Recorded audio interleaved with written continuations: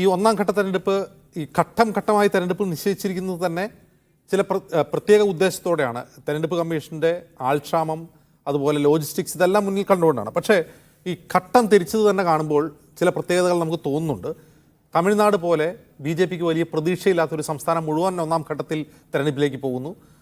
അതേസമയം തന്നെ BJPക്ക് ഗ്രിപ്പുള്ള UPയിലെയും രാജസ്ഥാനിലെയും ചില മണ്ഡലങ്ങൾ മാത്രം പോകുന്നു.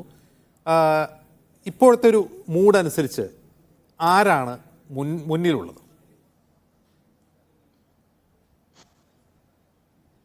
ഈ പ്രചരണത്തിൻ്റെ ഒന്നാം ഘട്ടം കഴിയുമ്പോൾ നമുക്ക് മനസ്സിലാകുന്ന ഒരു കാര്യം, ഈ പ്രചരണത്തിൽ ഒരു സിംഗിൾ ഓൾ പെർവേഡിങ് നരേറ്റീവ് ഇല്ലാതിരുന്നു എന്നുള്ളതാണ്.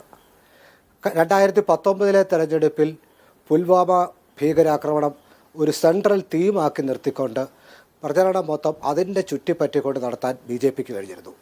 BJPക്ക് വലിയ വിജയം നേടാൻ കഴിഞ്ഞത് പുൽവാമയെ കേന്ദ്രസ്ഥാനത്ത് നിർത്തുന്നതിൽ അവർ വിജയിച്ചതുകൊണ്ടാണ്.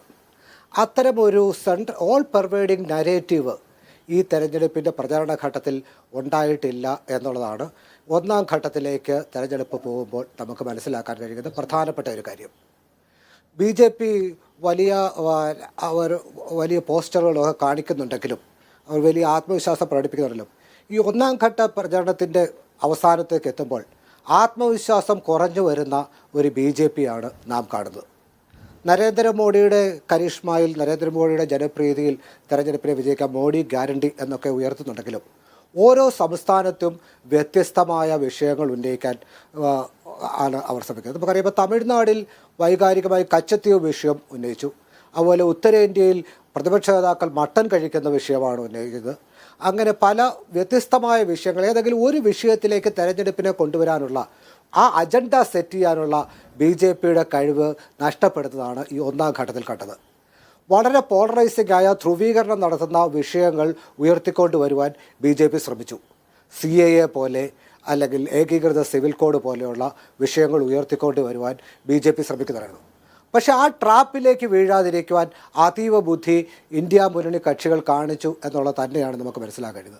ഇപ്പോൾ CAA പ്രശ്നത്തിന് BJPക്ക് മറുപടി കൊടുക്കുന്ന ഒരു ഘട്ടത്തിലേക്ക്, അതിന് നേരിട്ട് എത്തുന്ന ഒരു ഘട്ടത്തിലേക്ക് ഇന്ത്യ മുന്നണി കക്ഷികൾ എത്തണം എന്നുള്ളതാണ് BJP ആഗ്രഹിക്കുന്നത്. അങ്ങനെ ഈ തെരഞ്ഞെടുപ്പിനെ CAA കുറിച്ചുള്ള ഒരു റഫറൻഡമാക്കി മാറ്റുക, അല്ലെങ്കിൽ ഏകീകൃത സിവിൽ കോഡിനെ കുറിച്ചുള്ള ഒരു റഫറൻഡമാക്കി മാറ്റുക എന്നുള്ള ഒരു അജണ്ടയായിരുന്നു BJPക്ക് സെറ്റ് ചെയ്യാൻ ഉദ്ദേശിച്ചത്. പക്ഷേ ആ ട്രാപ്പിൽ വീഴാതിരിക്കുവാൻ BJP ഇന്ത്യ മുന്നണി കക്ഷികൾ ശ്രദ്ധിച്ചു എന്നുള്ളത് ഒരു തെരഞ്ഞെടുപ്പിൻ്റെ അജണ്ട സെറ്റ് ചെയ്യുന്നതിൽ BJPക്ക് വീഴ്ച സംഭവിച്ചു എന്നുള്ളത് തന്നെയാണ് കാണിക്കുന്നത്. ഇപ്പം കേരളത്തിൽ CAA പോലുള്ള ധ്രുവീകരണപരമായ വിഷയങ്ങൾ തെരഞ്ഞെടുപ്പ് വിഷയമാക്കാൻ കേരളത്തിൽ CPM ശ്രമിക്കുന്നുണ്ട്. പക്ഷേ ആത്യന്തികമായി അതൊക്കെ BJPക്ക് മാത്രമേ ഫലം ചെയ്യുകയുള്ളൂ എന്ന് മനസ്സിലാക്കാനുള്ള ബുദ്ധി കോൺഗ്രസ് ഉൾപ്പെടെയുള്ള ഇന്ത്യ മുന്നണി കക്ഷികൾ കാണിച്ചു.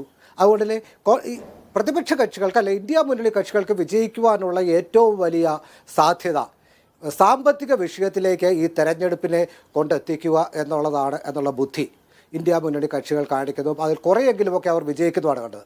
അതിൻ്റെ വളരെ വെൽഫെയർ സ്കീംസ് ഉൾപ്പെട്ട ഒരു മാനിഫെസ്റ്റോ കോൺഗ്രസ് മുന്നോട്ട് വെച്ചപ്പോൾ ആ പാത പിന്തുടരാൻ BJP നിർബന്ധിതരായി തീരുന്ന ഒരു കാഴ്ചയാണ് BJPയുടെ മാനിഫെസ്റ്റോ പുറത്ത് വന്നുകൊണ്ട് കാണുന്നത്.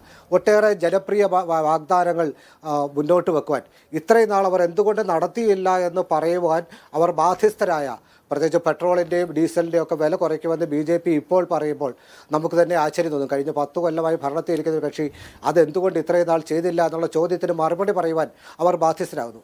അങ്ങനെ അജണ്ട സെറ്റ് ചെയ്യാനുള്ള കഴിവ് നഷ്ടപ്പെട്ട ഒരു BJPയാണ് നമ്മളിപ്പോൾ ഈ തെരഞ്ഞെടുപ്പ് കാണുന്നത്. 102 സീറ്റിലേക്കാണ് ഇപ്പോൾ തെരഞ്ഞെടുപ്പ് നടക്കാൻ പോകുന്നത്. അതിൽ കഴിഞ്ഞ പ്രാവശ്യം 51 സീറ്റുകൾ BJPക്കും അവരുടെ സഖ്യകക്ഷികൾക്ക് ലഭിച്ചു.